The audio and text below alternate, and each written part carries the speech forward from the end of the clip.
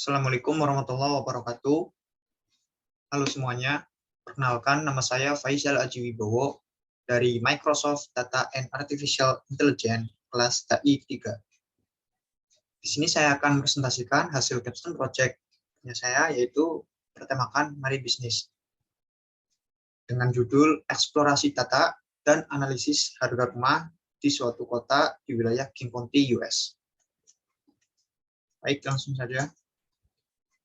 Jadi studi kasusnya adalah Mari Bisnis ingin mengetahui tren bisnis dari penjualan rumah yang ada di Amerika Serikat, tepatnya di wilayah King County.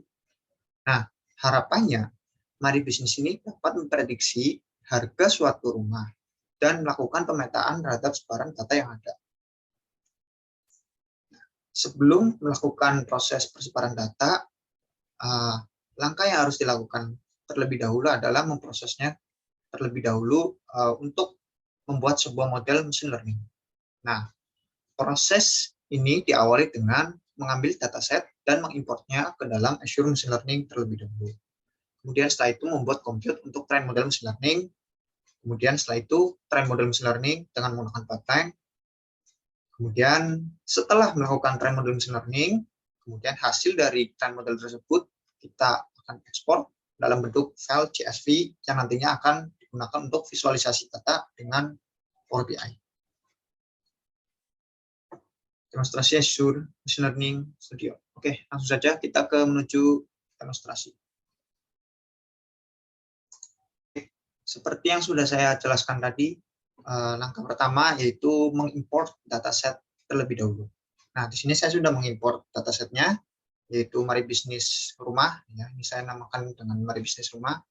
Kemudian setelah mengimport dataset, kita di sini membuat compute untuk melakukan train model machine learning-nya. Di sini saya membuat dua, yaitu compute instance dan compute cluster. Oke, langkah selanjutnya adalah membuat model machine learning-nya. Di sini saya menggunakan Azure Machine Learning Designer untuk membuat model machine learning-nya. Oke, tunggu sebentar. Nah,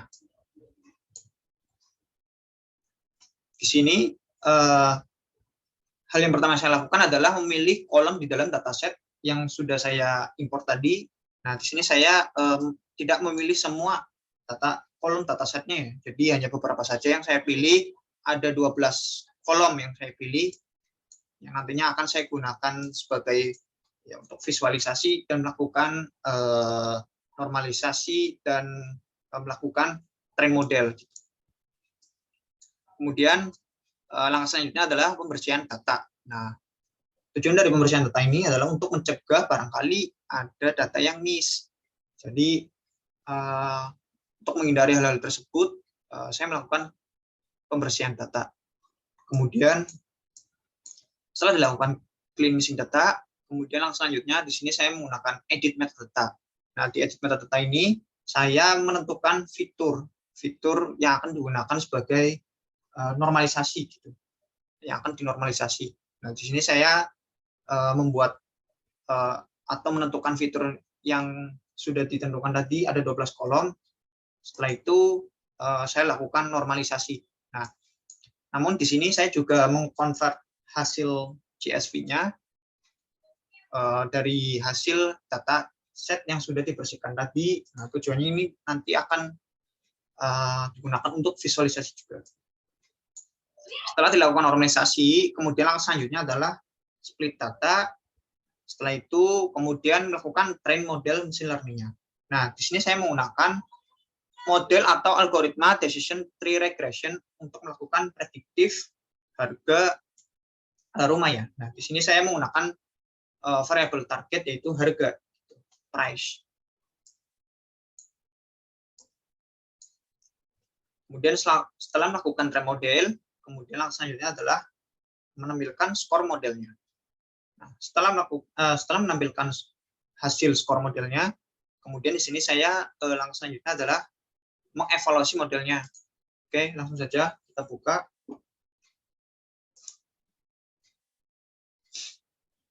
Oke, dan ini adalah hasil evaluasi modelnya.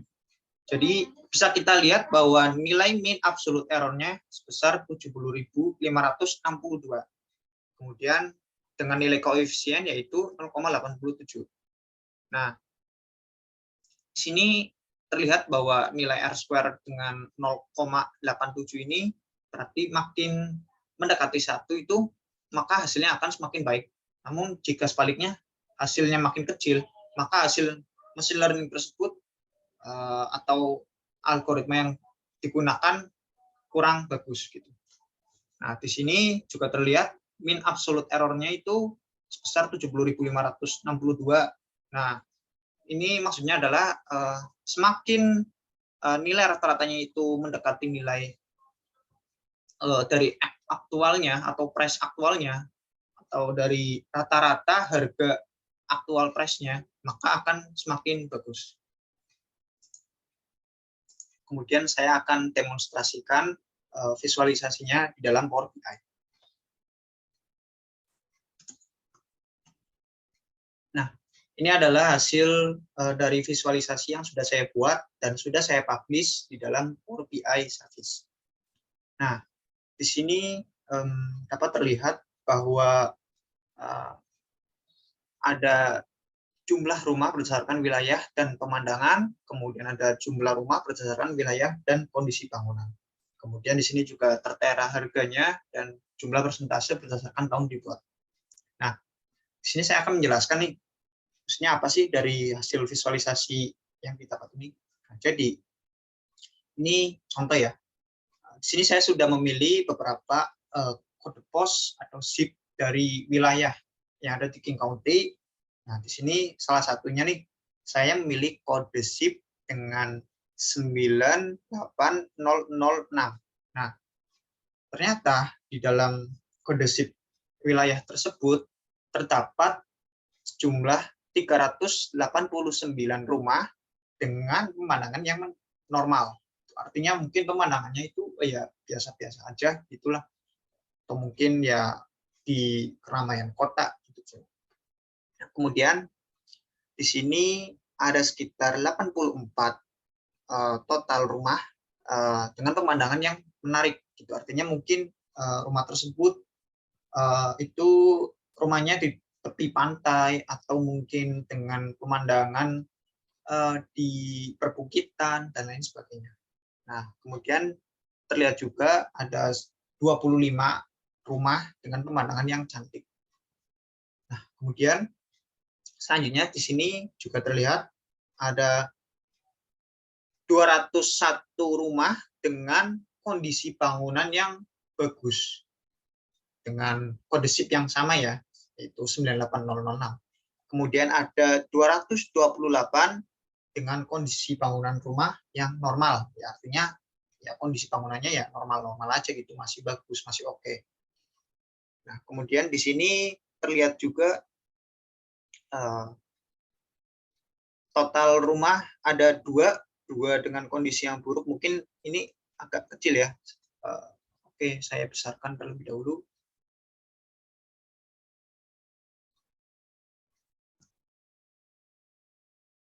Nah, sudah saya besarkan.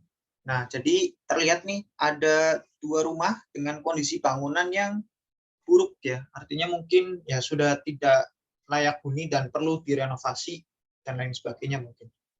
Kemudian di sini ada 1 rumah nih dengan kondisi bangunan yang cukup buruk gitu. Artinya ya masih layak huni mungkin, cuman ya perlu adanya renovasi.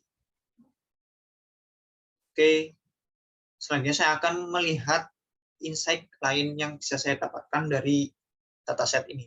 Nah, di sini tertera juga harga rumah dari total keseluruhan yang kode zip yang sudah saya pilih ini. Ternyata harga termahal itu 7 juta dolar. Kemudian harga termurah itu sekitar 128.000 dolar. Kemudian harga rata-ratanya itu ada sekitar 814.000 dolar. Nah, di sini juga terlihat jumlah dan persentase berdasarkan tahun dibuatnya ya. Nah, di sini saya mengelompokkan tahunnya. Jadi dari 51 sampai 75 saya kelompokkan jadi 1 dan lain sebagainya. Nah, di sini saya juga sebelumnya mohon maaf, di sini saya juga ini kan tadinya sebuah indeks ya, indeks pemandangan dari angka 0 sampai 4 kalau nggak salah, atau 1 sampai 5. Nah, di sini saya mengelompokkan tersebut ke dalam sebuah variabel gitu ya. Jadi normal, kemudian menarik, cantik gitu. Nah, ini pun sama di kondisi bangunan. Oke, lanjut di jumlah persentase berdasarkan tahun dibuat. Nah, di sini dapat terlihat nih bahwa ternyata bangunan dengan tahun dibuat dari tahun 51 sampai 75 ini sangat mendominasi ya. Jumlahnya ada sekitar 50% nih. Ada 721. Kemudian jumlah terkecil ini ada di bangunan yang dibuat pada tahun 26 sampai tahun 50. Jumlahnya ada 45. Itu hanya sekitar 3% aja.